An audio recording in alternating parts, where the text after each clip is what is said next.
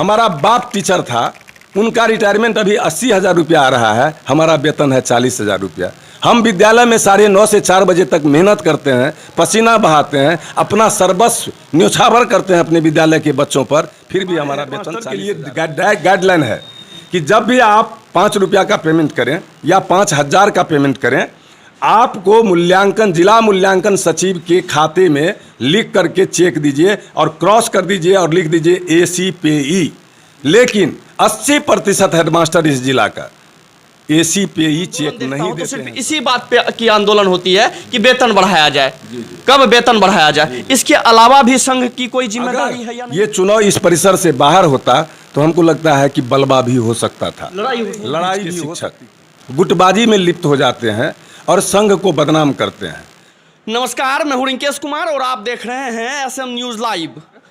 एक सवाल उठता है, शिक्षा संस्थान है सर, और शिक्षा संस्थान में चुनाव क्यों सर? मनोनीत भी किया जा सकता था, चुनाव क्यों? इसमें प्रतिस्पर्धा वाली भावना क्यों सर? क्या नाम हुआ आपका? Sir Rinkesh Kumar sir. रिंकेश जी, हमारे इस माध्यमिक शिक्षक संघ का 1925 में स्थापना हुई थी पटना के जमाल रोड में, और 1925 से लेकर के आज 2022 है, लगभग 97 वर्ष की आयु इसकी हो चुकी है।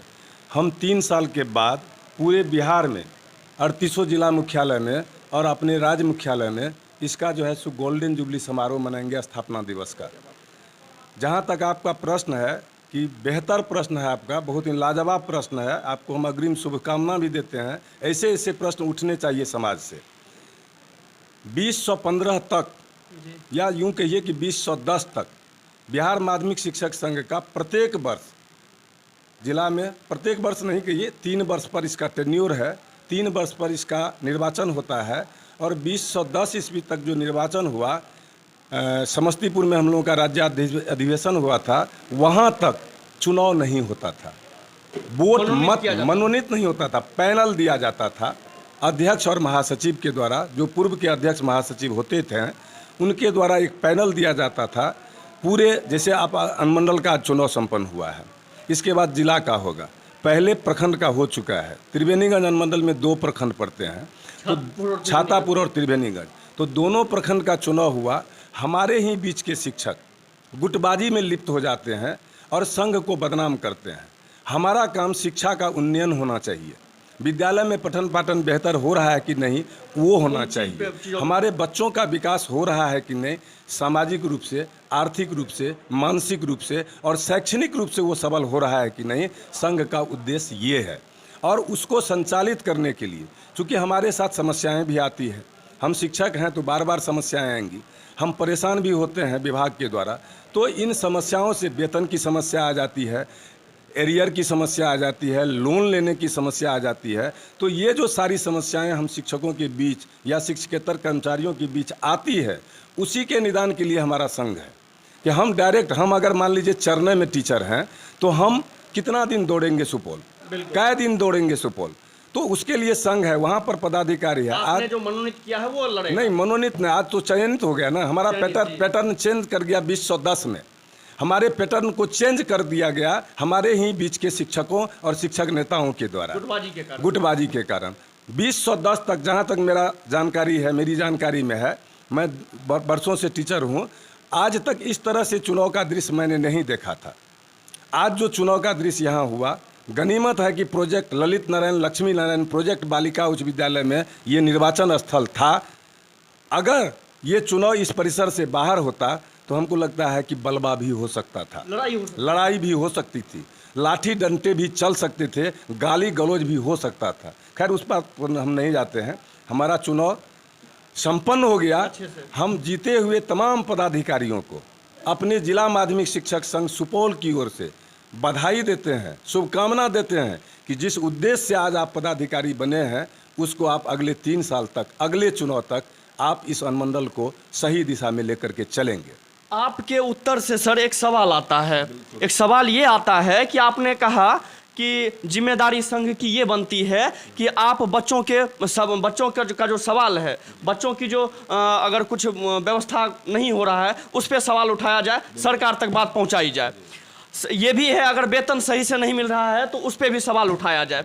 लेकिन अभी के समय में जब मैं आंदोलन देखता हूं, जब मैं पूरे बिहार में अगर आंदोलन देखता हूं, तो सिर्फ इसी बात पे की आंदोलन होती है कि वेतन बढ़ाया जाए, कब वेतन बढ़ाया जाए। इसके अलावा भी संघ की कोई जिम्मेदारी है या नहीं? बिल्कुल है, बिल्कुल सर, बहुत ही बेहतर सवाल आपने किया है कि हमारा जब भी आंदोलन हुआ है, चाहे जिला में या राज्य में, तो मौलिक रूप से हमारा प्रश्न होता है कि हमारे वेतन को बढ़ाया जाए।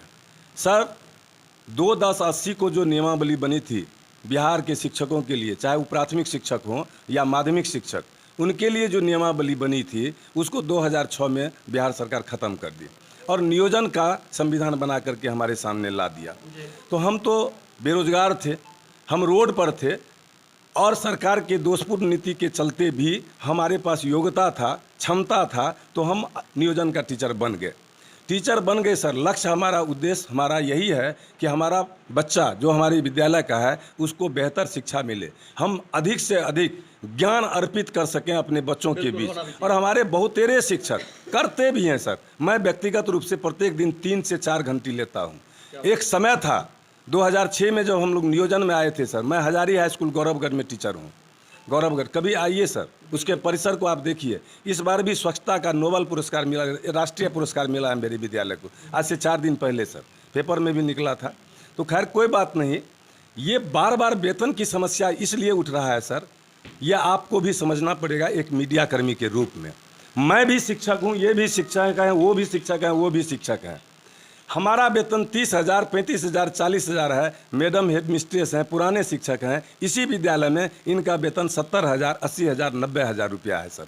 वेतन का सवाल तो उठेगा। मेरा सवाल आपने नहीं समझा सर। मेरा सवाल था, ठीक अच्छी बात है आप उस पर सवाल उठाते हैं, लेकिन उसके साथ में और भी सवाल उठने चाहिए या नहीं उठने चाहिए? बिल्कुल। जब भी आंदोलन हुआ है सिर्फ शिक्षकों के वेतन को लेकर आंदोलन नहीं हुआ है, शिक्षा के उन्नयन के लिए भी हमारे संविधान में लिखा हुआ है। हमारे राज्याध्यक्ष और महासचिव बार बार बिहार सरकार के साथ वार्ता करती है डायरेक्ट, और वो शिक्षा के उन्नयन के लिए सरकार अगर सेमिनार नहीं करती है अपने सचिवालय में, शिक्षा मंत्री अपने कार्यालय में या किसी अन्य जगह पर, तो बिहार माध्यमिक शिक्षक संघ जमाल रोड पटना, जिसके हम लोग सिपाही हैं, यहाँ अनुयायी हैं, यहाँ वो हर साल प्रत्येक वर्ष साल में एक बार पूरे 38 जिला से विद्वत जन को बुला करके शिक्षा पर, शिक्षा के उन्नयन पर सेमिनार करती है कि हमारा शिक्षा कैसे बेहतर होगा। हम लगातार प्रयास करते हैं सर। हम मसौदा तैयार करते हैं पटना में बैठ करके, उस मसौदा की प्रतिलिपि हम अपने शिक्षा मंत्री को देते हैं, हम अपने प्रधान सचिव को देते हैं। मानना या ना मानना बिहार सरकार की ऊपर है। अभी बिहार सरकार की दशा और दिशा जो है ना सर, शिक्षा को समर्थवान बनाने के लिए नहीं है। आप देखिएगा, भाई बहुतेरे टीचर हैं, हम वेतन ले रहे हैं 40,000, और हमारे बड़े भाई जब रिटायर किए 18 में तो उनका पेंशन है 60,000 रुपया सर। हमारे वेतन के करीब भी उनका नहीं, उसके लेवल से बहुत ऊंचा है सर। हमारा बाप टीचर था, उनका रिटायरमेंट अभी 80,000 रुपया आ रहा है, हमारा वेतन है 40,000 रुपया।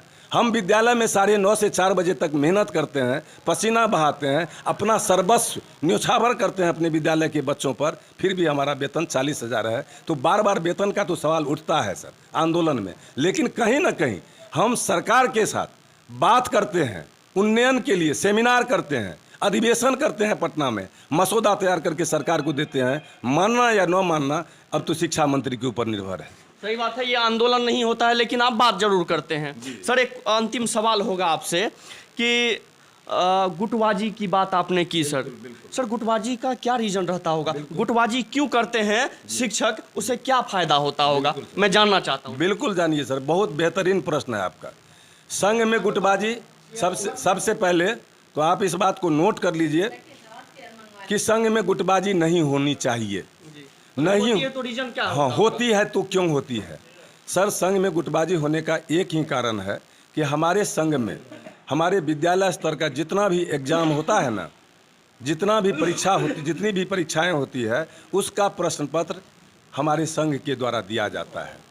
और संघ का प्रश्न पत्र जब विद्यालय आता है तो हेडमिस्ट्रेस आपके सामने बैठी हुई हैं, ये प्रश्न पत्र का जो रेट है, पैसा है, वो हमारे मूल्यांकन सचिव को देती हैं। ये मूल्यांकन सचिव को देती हैं। बहुत हेडमास्टर मूल्यांकन सचिव को नगद दे देते हैं, मूल्यांकन सचिव को चेक दे देते हैं, मूल्यांकन सचिव को अकाउंट पे ही चेक बहुत कम हेडमास्टर हमारे देते हैं। परिणाम ये होता है सर कि जो अकाउंट पे ही चेक दे दिया, मूल्यांकन परिषद आपको क्वेश्चन पेपर अवेलेबल करा रहा है, तो पेमेंट भी मूल्यांकन परिषद के सचिव को होना चाहिए। यहाँ पेमेंट किसी अन्य व्यक्ति के नाम से हो जाता है, कभी मेरे नाम से हो जाता है, कभी आपके नाम से हो जाता है, कभी भारती सर के नाम से हो जाता है, कभी इनके नाम से, कभी उनके नाम से। तो पैसा संघ के खाता में जाना चाहिए। एम आई राइट? पैसा संघ के खाता में नहीं जा करके वो खाता किसी पार्टिकुलर व्यक्ति के पॉकेट में चला जाता है। हमारा हिसाब वहाँ लेजर बुक और कैश बुक मिलान नहीं खाता है।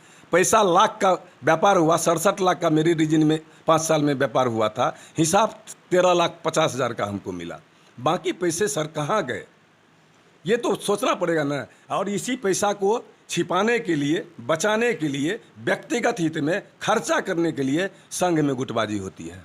हर शिक्षक चाहता है कि वह पैसा मेरा है। सर कभी मौका लगे तो सुपौल आइए आप, मैं आमंत्रित करता हूं हृदय से आपको। हमारा एक सेकंड सर, एक प्रश्न मैं आपके प्रश्न जी जी करूँगा।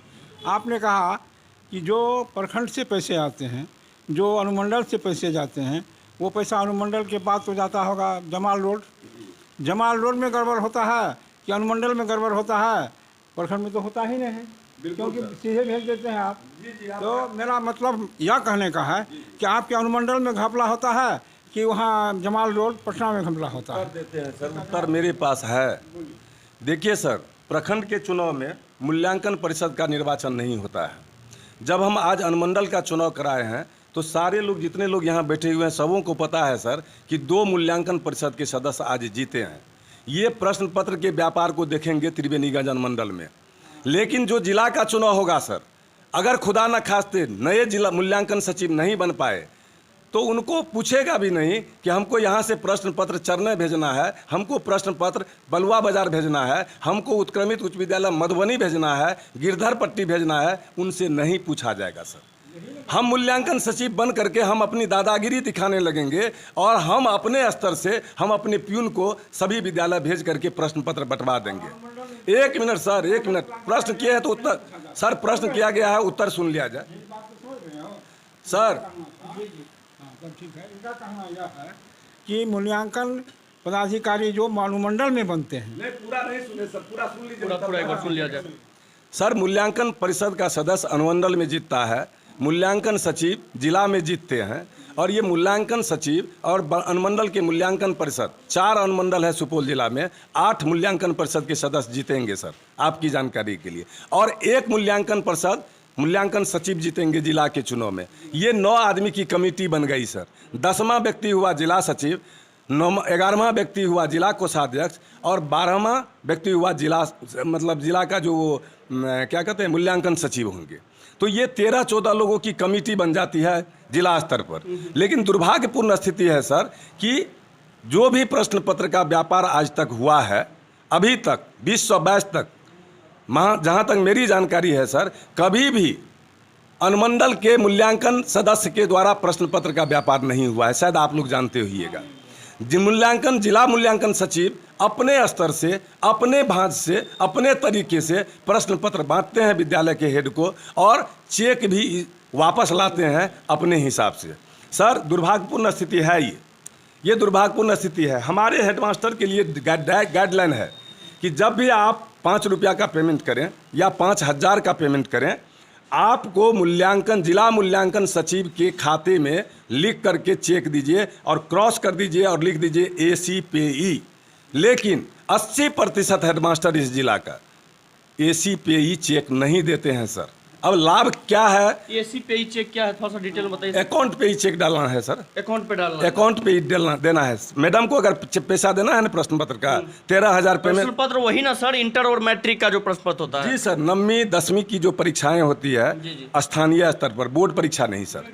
अच्छा, 9वीं स्कूल, हाँ स्कूल एग्जामिनेशन, अच्छा स्कूल, जैसे first terminal, second terminal, third terminal या टेस्ट एग्जाम, वो संघ को जाना चाहिए लेकिन किसी पार्टिकुलर के जेब में चला जाता है। यदि सर इसको रोकना है तो आपको हेडमास्टर को ये अकाउंट पे ही चेक अगर दे देंगी जी, तो खाता में पैसा चला जाएगा सर, खाता में चला जाएगा, तो प्रतिबंधित हो गया ना।